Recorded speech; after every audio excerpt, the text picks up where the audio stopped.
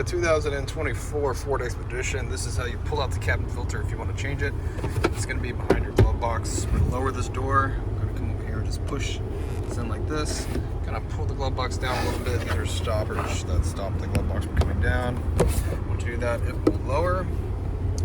Now what we're going to do is you can pull on it and we're going to actually take it off. Okay. This is these plastic hinges here. They just come off these mounts right here.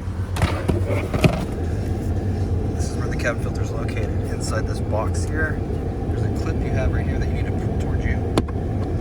Okay, both sides. Just pull it towards you like that. Now it'll come down, and you can take it off. You just pull out the filter. This one's pretty clean, just has a little leaf in it. We're gonna pull off here. Maybe not. Yeah, but this one's pretty clean. If you need a filter, I'll have a link down in the description box. But if we look at this filter, this is aftermarket filter. This is not a Ford filter. This is SBT filter. It says airflow down. Airflow is always going to be down. When you get your new filter, it should be labeled with these arrows. Plop it back in there. Get your door, and that has these feet on the bottom. You're going to put these in the slots first. Okay, which is a little tricky. There's a lot of room.